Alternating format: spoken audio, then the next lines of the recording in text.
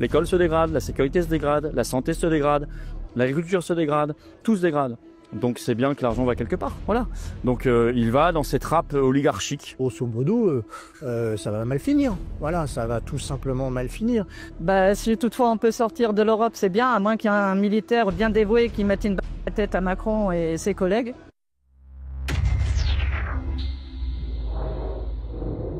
Salut, c'est Mickaël pour GPTV Investigation, ravi de vous retrouver. Aujourd'hui, on est à Cannes, au cœur du meeting des Patriotes avec Florent Philippot. La France est en faillite, mais chut, faut pas le dire trop fort, ça pourrait réveiller les moutons. Le FMI réclame des coupes, des sacrifices, des efforts, toujours les mêmes, jamais pour ceux qui décident.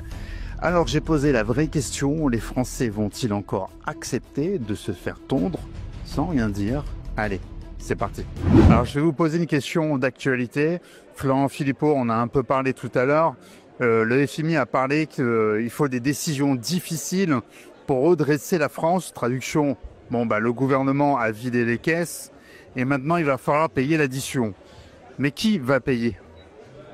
Et on pense que ce soit le contribuable, que ce soit le peuple français qui paye, bien évidemment. Ce sera personne d'autre.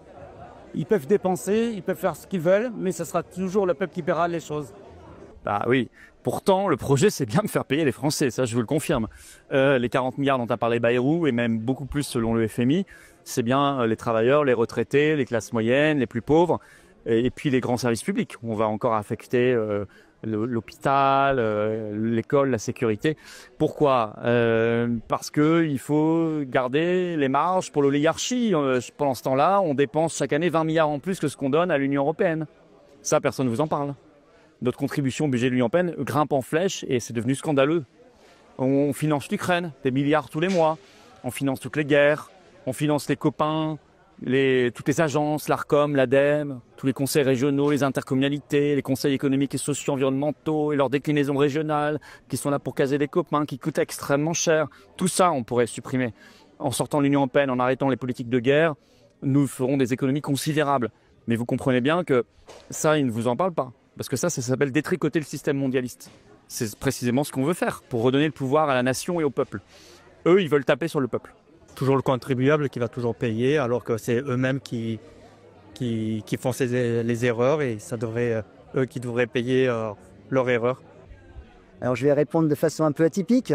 Il me semble qu'il y a eu un référendum qui n'a pas été respecté il y a quelques années, une vingtaine d'années pratiquement, donc où les Français disaient non à l'Europe. Donc la solution est très simple. Depuis cette année-là, on n'est pas d'accord avec le gouvernement. Donc on devrait annuler toutes les dettes et toutes les prises en charge depuis la date de ce gouvernement et revenir à zéro, tout simplement. Puis alors moi, ce qui m'inquiète le plus, c'est que, moi je suis pas très fortuné, c'est pas beaucoup moi qui vais payer, mais tous nos enfants, avant tout, tous nos enfants. Comme d'habitude, c'est nous, hein. Mais non, on n'est pas d'accord, on en a marre quand même. Faut arrêter de prendre les gens pour des cons. Surtout que vu qu'on n'est pas souverain, on décide de rien, donc on s'en prend plein la tête pour pas un rond. Faut stopper tout ça, faut sortir de l'Europe tout simplement.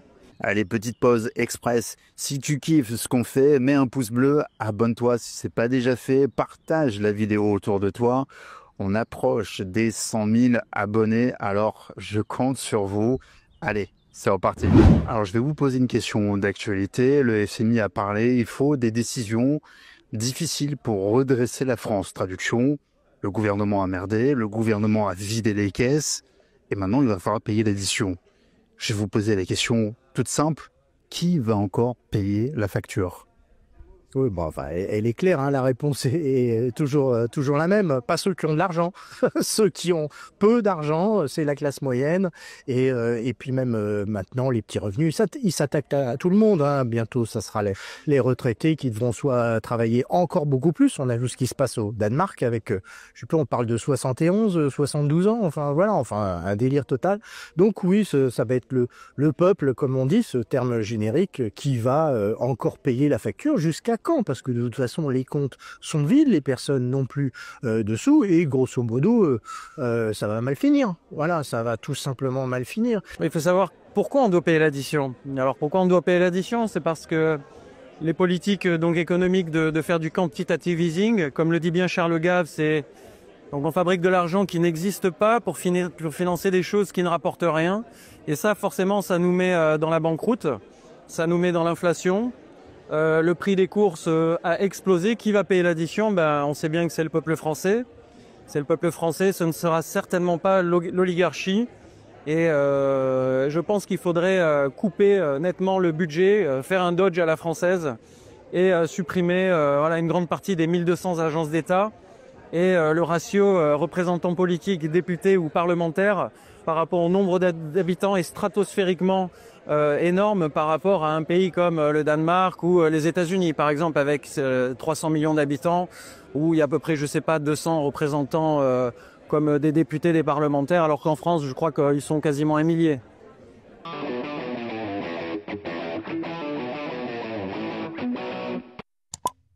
Est-ce qu'on peut imaginer un scénario comme en Grèce? Bah, ce sera évité si possible. Mais oui, apparemment, la France risque d'être mise sous tutelle. Donc, catastrophe. Les retraités, les chômeurs, les inactifs, tout le monde va en pâtir. Et les riches vont s'enrichir, comme d'habitude. Comment ça? Ça va mal finir parce que bon, bah, les gens vont perdre patience. Bon, c'est un petit peu l'espoir, puisque... Bon, on va reprendre. Puisque la démocratie semble... Enfin, ce qu'on appelle démocratie semble pas vouloir marcher, puisque tout se passe par décret, par ordonnance, par 49.3, par décision, par décision autocrate. Tous les circuits de justice jusqu'au Conseil constitutionnel sont bloqués, c'est-à-dire qu'ils valident absolument tout ce que veulent une seule personne, enfin une seule casque. Donc, c'est vrai que la voie démocratique, ou en tout cas élective, semble vraiment fortement bloquée. Pour autant, les patriotes essayent encore de jouer le jeu. Il y a un certain nombre de partis souverainistes qui veulent rentrer en rupture, essayent de jouer le jeu, mais ne serait-ce que pour avoir les 500 signatures, enfin tout est bloqué, vous vous rendez compte, à tous les niveaux. Donc effectivement, cette expression « ça va mal finir », évidemment, c'est une espèce à la fois une réflexion rhétorique, mais en même temps c'est aussi un espoir, c'est-à-dire que de montrer aux gens qui nous violentent et nous forcent à faire tout ce qu'on veut pas et à payer tout ce qu'on peut pas, leur montrer que ça soit une évidence pour eux, qu'ils n'ont pas d'autres solutions que de reculer. Mais apparemment, ils n'ont pas l'intention de le faire. Il est passé où notre pognon? Tout à l'heure, c'est la question que Florent Philippot posait. Alors pour moi, le pognon, il passe dans la poche des mondialistes, hein, je dirais comme le dit très bien Jean-Dominique Michel, dans le globalo-fascisme. C'est-à-dire que des intérêts privés, et jamais dans la poche du peuple. C'est-à-dire qu'à force d'être le numéro 1 dans le monde de la taxation, on voit que notre argent, on ne le voit pas, notre argent. C'est-à-dire même dans notre service public, tout s'effrite. Depuis l'élection de Macron et même aux prémices François Hollande, ça a commencé à devenir visible que notre argent a servi à des fins contre le peuple, idéologiquement, à des fins idéologiques, et non pas des actions concrètes pour le sens commun et pour la bienveillance et notre système de santé, par exemple, l'éducation nationale et par exemple des choses très concrètes comme la rénovation de nos routes et de nos ponts.